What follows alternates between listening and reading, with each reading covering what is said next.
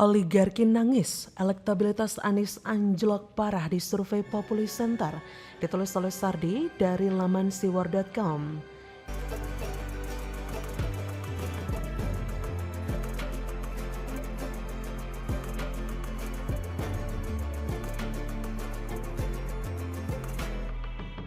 Anies terbukti bahwa sial bagi Nasdem. Nasdem ibarat kapal yang mulai mau tenggelam, kemudian malah dinaiki Anies, sehingga kapalnya makin masuk ke dalam. Anies menambah beban Nasdem sehingga tenggelam lebih cepat dari perkiraan. Dari hasil survei itu, hasil yang lumayan mengejutkan. Tentu saja mengejutkan buat kadrun ya. Ganjar makin tinggi, makin meninggalkan dua lawan terdekatnya. Prabowo makin turun dan Anies makin menukik. Tiap hari ada aja komentar baru terkait kebohongan, kebodohan, dan kemunafikan Anies Baswedan. Lembaga survei Populi Center ikut merilis hasil survei terkait elektabilitas Capres di 2024. Hasilnya, komposisi klasemen masih sama. Ganjar Pranowo meraih posisi teratas dengan angka 19,8%, sedangkan Prabowo Subianto mendapatkan angka 17,1% dan Anies Baswedan menyusul dengan angka 10,8%. Lucunya, Jokowi malah ada di posisi keempat dengan angka cukup tinggi yaitu 10,1% meski sudah tidak mungkin nyapres lagi. Tampaknya, publik masih belum bisa move on dengan fakta tersebut. Sekaligus ini tanda kinerja Jokowi sudah sedemikian masif dan melekat dalam benak seluruh rakyat Indonesia, kecuali kadrun dan barisan sakit hati. Nah, berikut elektabilitas Capres 2024. Jika dirinci, elektabilitas Ganjar naik signifikan jika dibandingkan dengan survei yang dilakukan sebelumnya pada Oktober 2022.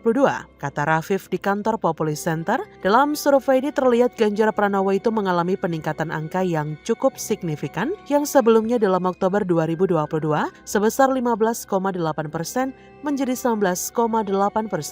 Elektabilitas Prabowo naik. Begitu juga dengan Ridwan Kamil yang meningkat saat ia bergabung ke Partai Golkar. Sedangkan Anies malah terjadi penurunan sangat tajam, menukik ke bawah. Pada survei sebelumnya, elektabilitas masih 17,3%. Sekarang anjlok menjadi 10,8%. Kalau menurut ilmu survei dari kadrun, mereka tidak akan percaya. Survei tersebut dianggap bayaran dan tidak valid datanya. Proses pengambilan sampel asal-asalan, metodologi yang dipakai metode asal Bapak Senang. Yang paling benar itu survei dari ILC. ILC lebih kredibel karena selalu memenangkan Anies. Pokoknya survei yang menjelekkan Anies adalah survei bayaran yang tidak boleh dipercaya. Bahkan diharamkan.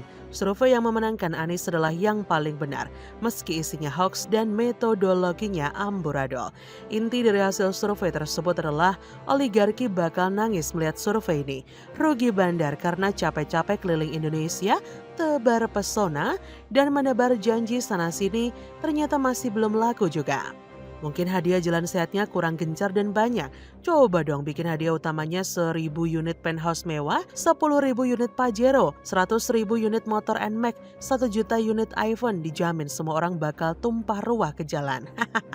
Survei memang tidak 100% tepat akurat, tapi semoga saja sih benar. Semoga ini adalah tanda jika memang Anies tidak diterima oleh mayoritas rakyat Indonesia. Dia berhubungan baik dengan Rizik, ini cukup jadi alarm untuk Indonesia. Belum lagi isu utang yang katanya bukan utang. Sebuah pertaruhan yang mengerikan.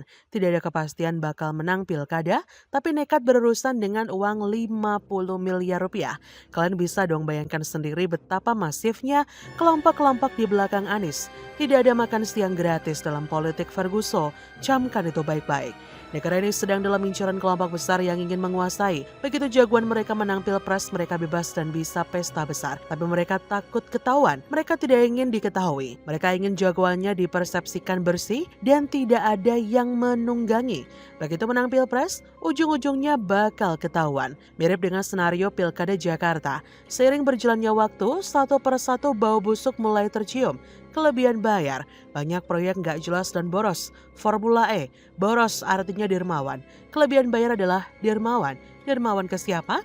Ya silakan tanya ke Anies saja, dia bisa jawab tapi mungkin gak akan mau jawab. Yang penting bukan Anies untuk saat ini, yang terlihat jelas adalah Ganjar, Prabowo, dan Anies. Komposisi mungkin bisa berubah jelang pengumuman Capres dan Cawapres, tapi untuk Anies no way. Tidak ada kompromi untuk Anies. Apa yang dilakukan selama 5 tahun tak boleh terulang lagi. Cukup dah 5 tahun warga Jakarta dibodohi dan dibohongi. Jangan sampai merembes ke seluruh warga Indonesia. Jadi bagaimana menurut Anda?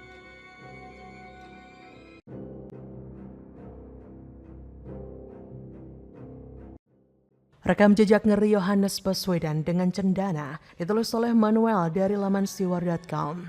Tahu bahwa Anies Baswedan itu aktivis, ingat, makanya berpikir itu yang benar.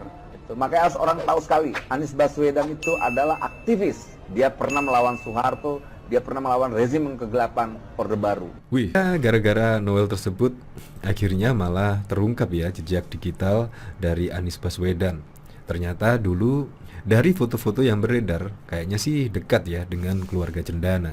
Untuk lebih lengkapnya simak berita berikut ini Good News Indonesia. Nah, kalau sudah begini, kan semakin menunjukkan bahwa memang Anies Baswedan ini tidak bisa bekerja sama sekali. Dia memang ahlinya retorika dan menyusun kata-kata. Makanya tidak heran apabila banyak kader yang terhipnotis dengan bualannya. Sifat sebenarnya seorang Anies Baswedan. Ternyata ketika Pilgub DKI tahun 2017, bukan cuma politik ayam dan mayat yang digunakan Anies, tapi juga politik mocangdo. Baru lagi nih, mocangdo. Kalau mokondo kan tahu kan singkatannya apa? Modal kunci doang. Kalau mocangdo itu modal cangkem doang. Ngeri banget ternyata Yohanes Baswedan punya rekam jejak yang begitu erat dengan Cendana. Pada tahun 98 saat negara dan rakyat sedang berjuang di jalanan berhadapan dengan rezim Orde Baru yang di bawah pimpinan Soeharto. Kita melihat ada foto-foto Yohanes yang sedang ada di istana dengan para elit Cendana. Bagi saya ini adalah hal yang membuktikan bahwa Yohanes dekat banget dengan Cendana. Padahal kita semua mengetahui bahwa selama ini Yohanes dicap sebagai orang yang progresif dan memiliki pandangan yang dianggap moderat. Tapi ternyata rekam jejak tidak bisa menipu bahwa orang ini merupakan anggota mahasiswa yang begitu dekat dan erat digenggam oleh lengan panjang dan kuat dari gurita Cendana. Padahal yang pernah dibicarakan sebelumnya oleh mantan komisaris utama yang sudah dipecat itu, pendukung Munarman Immanuel Ebenezer mengatakan bahwa Yohanes adalah seorang aktivis. Saya nggak ngerti aktivis dari mana, padahal secara rekam jejak foto-foto pun mengatakan jika Yohanes adalah aktivis Cendana.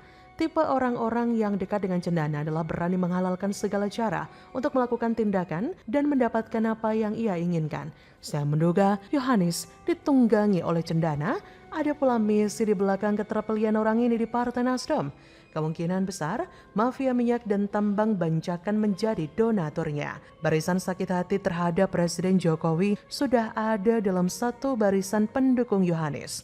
Yohanes kelihatan banget muda disetir dan ketika ia jadi RI1, ia akan menjadi bonekanya Cendana. Kita juga tahu bahwa orang ini memiliki kedekatan dengan intel dari Amerika. Selain itu, ia juga dekat dengan bos-bos Milanaga yang dianggap menjadi sosok yang ditakuti negara ini.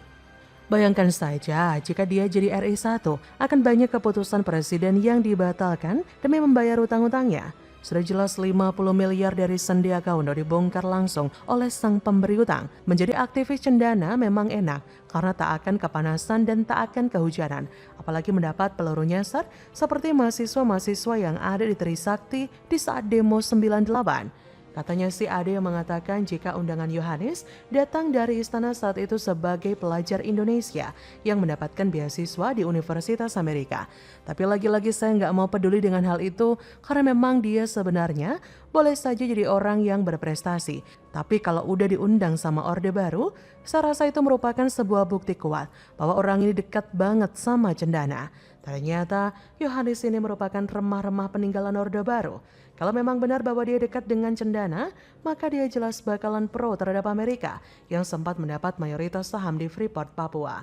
Saya yakin orang ini jika kampanye akan membawa-bawa isu Papua karena memang sudah ada alat-alat politik dari para pengempuk kepentingan untuk membawa isu Papua ke dalam ranah internasional yang dianggap harus lepas dari Indonesia. Orang ini gak ada yang bisa dipegang, termasuk janjinya.